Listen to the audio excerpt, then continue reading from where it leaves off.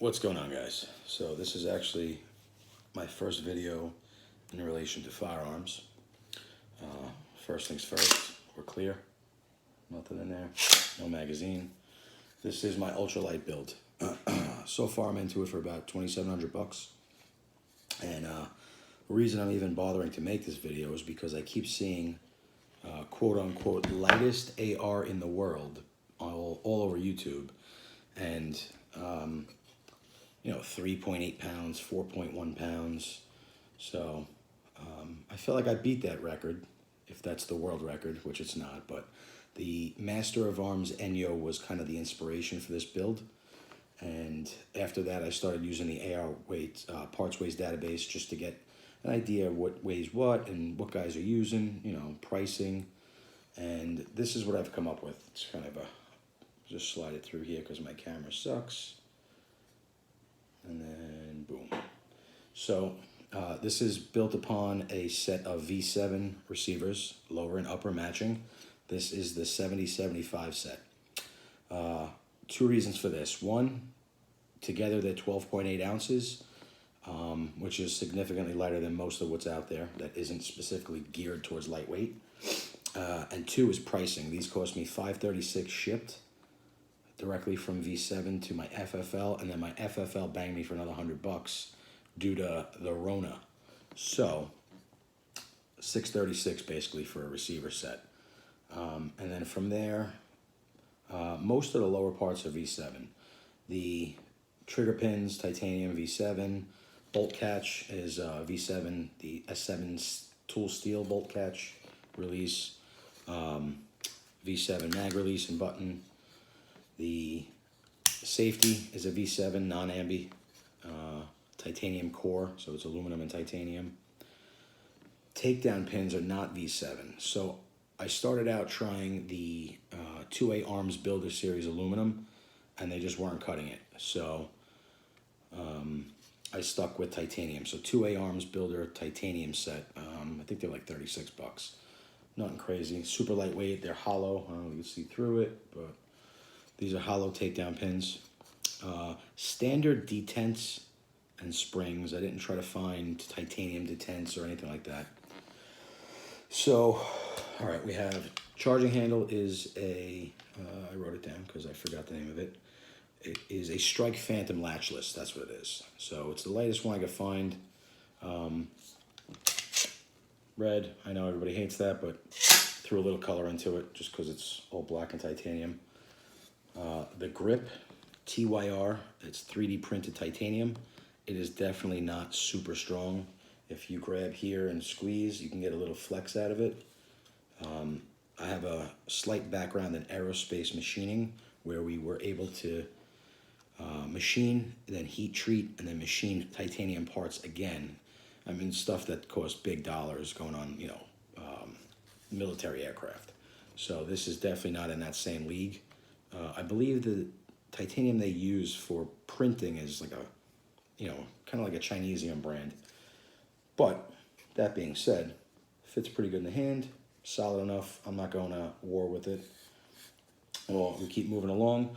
Brigand Arms carbon fiber woven handguard. Thing is unbelievably light.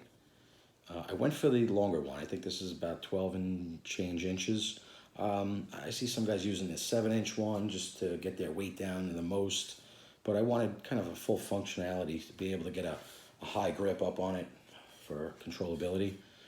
This rifle has very little kick, which is nice. Very, very little recoil impulse. Faxon 14.5 barrel with a pinned flash hider. I didn't go with a muzzle brake. I didn't think I would need it because everything being so light, the whole reciprocating assembly, bolt carrier group, buffers and springs, all super lightweight. So I didn't want to go with I don't think I needed to go with a brake, and I stuck with this barrel purposely for that reason. Standard flash hider. Stock is Smoke Composites carbon fiber, open rifle it's called. This is unbelievably light too. I think it's like 4 and change ounces. So end plate is another, hey, let's go. Okay, so buffer, receiver extension, buff tube, Smoke Composites, also a Smoke Composites castle nut. That was the lightest I could find. And I ordered the receiver end plate in carbon fiber also, but it didn't fit that great. So I ended up using the one that came, it's a QD, and it came with the V7 receiver set, which was a nice little addition in there for free. So I used that one.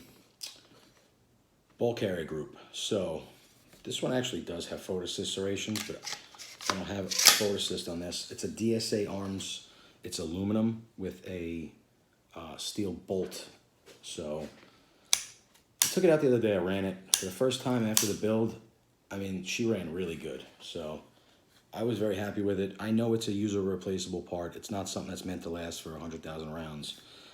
So if I get, 4,000 or 5,000 rounds and I have to buy another under $200 part, keep the gun light and running, I'm okay with that. I think most people that aim for weights in this range in particular are also okay with that, considering, like I said, the receivers alone was $600.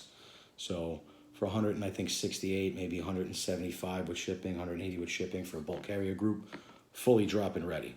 I'm okay with that. I forgot the most important part. Master of Arms titanium adjustable gas block. Not just adjustable with click detent settings. This is fully tunable. So standard mid-length gas tube, nothing crazy there. It's AR Stoner from like Midway. The buffer setup is a Taccom ultralight. So I think together the two pieces, to consider it rifle length, maybe 2.2 ounces, something like that in that range. I started out with the JP silent captured spring, which is a really nice setup, but I ended up scrapping it because the weight with the buffer, the spacer turned out it was like over 6 ounces. So, I'm going ultra lightweight with no polymer, lower parts kit. These guys claiming they got the lightest they are on YouTube, got, polymer takedown pins, polymer trigger, polymer, everything. So I wanted this gun to be basically as polymer free as possible, and I've accomplished that. The only thing that is polymer is the buffers. So those are two polymer parts in here, and then I ran a Tubbs flat wire spring, mostly because I was nervous I was going to blow the bulk carrier group at the back of the stock, but from the research and everybody I've spoken with, they said that would handle it. So when I took it to the range, it was brand new, jammed up a couple times. I had to tune the gas block, get it tweaked up right. But after I got it to where it was locking back on an empty mag and ejecting everything somewhat 3 o'clock-ish, I kind of locked it in and set it for that range trip. So once I clean the barrel and clean it up pretty thoroughly, I'll run it again. Maybe I'll tweak that gas. Trigger, Hiperfire EDT Marksman. So I personally think this has a little too much creep into it, but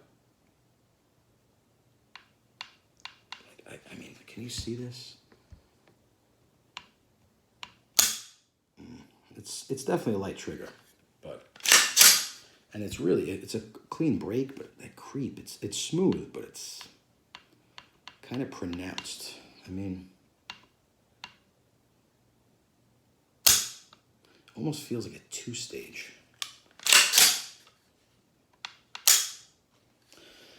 I don't know. I have, originally I grabbed an SLT, a KE SLT2 flat face trigger, which is actually a very nice trigger. Really nice trigger. I like it a lot. But the weight was a little more than I wanted. The Hyperfire came in a little bit lighter, so I said, let's do it. Overall, this rifle right now weighs 3.595 pounds, which, I mean, incredibly lightweight. It's super, super light. It's fun. It's a good toy. Everybody at the range stares at it. Not a lot of guys there with almost $3,000 ARs. But I'm very happy with it. Only thing missing is my riser, my optic. I ended up ordering the Master of Arms 3D printed titanium riser, but they were printing up a new batch when I ordered it. I spoke with Nathan over there at Master of Arms. He said he'll get me out one from the next batch. It's going to take a couple weeks though. After that, Vortex Venom. That's what I'm going to go with. Lightest one I could find next to like the Viper. I think the Viper is a little bit more heavy. So we're at, I believe, 1 ounce total with the riser, or just over 1 ounce with the riser and the optic. So I'll still be well under a heavy rifle. I'll put the build list in the comments, in the description. If anybody has any questions, hit me up. Other than that, man, keep building.